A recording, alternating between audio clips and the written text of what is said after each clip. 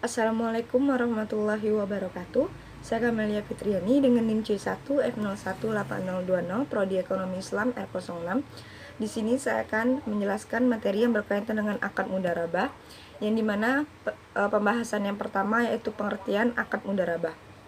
Kata mudharabah berasal dari darb, yang berarti memukul atau berjalan.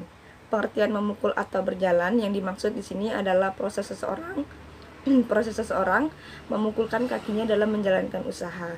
Suatu kontrak disebut mudharabah karena pekerja atau mudharib biasanya membutuhkan suatu perjalanan untuk menjalankan bisnis. Sedangkan pengertian mudharabah yang secara teknis adalah suatu akad kerjasama untuk suatu usaha dua belah pihak, di mana pihak yang pertama sahibul mal menyediakan seluruh modalnya dan sedangkan pihak yang kedua adalah menjadi pengelolanya. Keuntungan dari usahanya tersebut secara mudharabah akan dibagi hasilnya.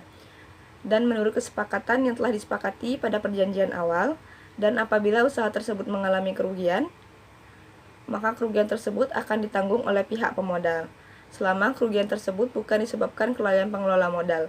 Dan jika kerugian tersebut disebabkan karena kecurangan atau kelalaian pengelola modal, maka modal yang harus bertanggung jawab atas kerugian yang telah dialaminya. Kemudian landasan syariah mudharabah itu ada 3. Yang pertama Al-Quran, hadis, dan ijma. Menurut Al-Quran, akad mudharabah diperbolehkan dalam Islam karena bertujuan untuk saling membantu antara pemilik modal dan seseorang yang ahli dalam memutarkan uang atau pengusaha. Mudharib sebagai entrepreneur adalah sebagai dari orang yang melakukan perjalanan untuk mencari karunia ridha Allah. Kemudian menurut hadis dari Salih bin Suhaib bahwa Rasulullah SAW bersabda, tiga hal yang di dalamnya terdapat keberatan, yaitu jual beli secara tanggung, muqaradah atau mudharabah, dan mencampur gandum dengan tepung untuk keperluan rumah, bukan untuk dijual. Kemudian ada ijma. Imam Zailai dalam kitabnya Nasbu Ar-Royah telah menyatakan bahwa para sahabat telah berkonsensus terhadap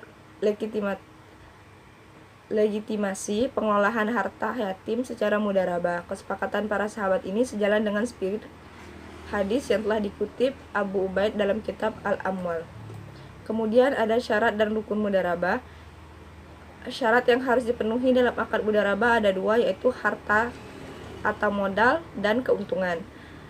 Di sini menurut jumhur ulama ada 3 rukun dari mudharabah. Yang pertama itu 2 pihak yang berakad, pemilik modal atau sahibul mal dan pengelola dana atau pengusaha. Keduanya hendaklah orang yang berakal dan balik atau berumur 15 tahun dan bukan orang yang dipaksa. Keduanya juga harus memiliki kemampuan untuk diwakili dan mewakili. Kedua, materi yang diperjanjikan objek di akad terdiri dari atas modal usaha yang berhubungan dengan urusan perdagangan keuntungan. Yang terakhir ada sihat, yakni serah atau ungkapan penyerahan modal dan pemilik modal atau ijab, dan terima atau ungkapan menerima modal dan persetujuan pengelola modal dan pemilik modal atau qabul. Kemudian ada jenis-jenis akad mudharabah. Secara umum mudharabah terbagi menjadi 2 jenis, yaitu mudharabah mutalaqah dan mudharabah muqayyadah. Mudharabah mutalaqah adalah bentuk kerjasama antara penyedia modal, sahibul mal, dan pengelola modal atau mudharib, yang cakupannya sangat luas dan tidak dibatasi oleh spesifikasi jenis usaha, waktu, dan daerah akan digunakan untuk usahanya. Sedangkan mudharabah muqayyadah atau disebut juga dengan istilah rigid mudharabah atau spesifik mudharabah adalah kebalikan dari mudharabah mutalaqah, yaitu mudharib dibatasi dengan batasan jenis usaha, waktu, dan tempat usahanya. Dengan adanya pembatasan tersebut seringkali mencerminkan kecenderungan umum sahibul mal dalam memasuki jenis usaha dunianya. Kemudian ada asas-asas perjanjian mudharabah. Yang pertama, perjanjian mudharabah dapat dibuat secara formal maupun informal, secara tertulis maupun lisan, namun sesuai dengan ketentuan Al-Quran dalam surat Al-Baqarah 282 sampai dengan 283 yang menekankan agar perjanjian-perjanjian dibuat secara tertulis. Yang kedua ada perjanjian mudharabah dapat pula dilangsungkan di antara sahibul mal dan beberapa mudharib. Dapat pula dilangsungkan di antara beberapa sahib al-mal dan beberapa mudharib. Yang ketiga, pada hakikatnya kewajiban utama sahibul mal ialah menyerahkan modal mudharabah kepada mudharib. Bila hal itu tidak dilakukan, maka perjanjian mudharabah menjadi tidak sah. Dan yang keempat, sahibul mal dan mudharib haruslah orang-orang yang cakap, bertindak hukum, dan cakap diangkat sebagai wakil. Dan yang kelima, sahibul mal menyediakan dana, mudharib menyediakan keahlian, waktu, pikiran, dan upaya. Yang keenam, mudharib berkewajiban mengembalikan pokok dana investasi kepada sahibul mal ditambah bagian dari keuntungan sahibul mal. Yang ketujuh, syarat-syarat perjanjian mudharabah wajib dipatuhi mudharib. Yang ke-8, sahibul mal berhak melakukan pengawasan atas pelaksanaan perjanjian mudharabah. Dan yang ke-9, sahibul mal harus menentukan bagian tertentu dari laba kepada mudharib dengan nisbah atau persentasi. Dan yang terakhir itu ada mudharabah berakhir karena telah tercapainya dari usaha tersebut. Sebagaimana dimaksud dalam perjanjian mudharabah atau pada saat berakhirnya jangka waktu perjanjian mudharabah atau karena memberitahuan kepada pihak atau karena meninggalnya salah satu pihak,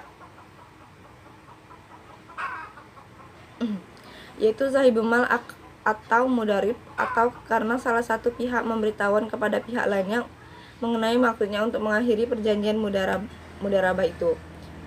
Kemudian ada sebab-sebab batalnya mudharabah. Itu ada 3.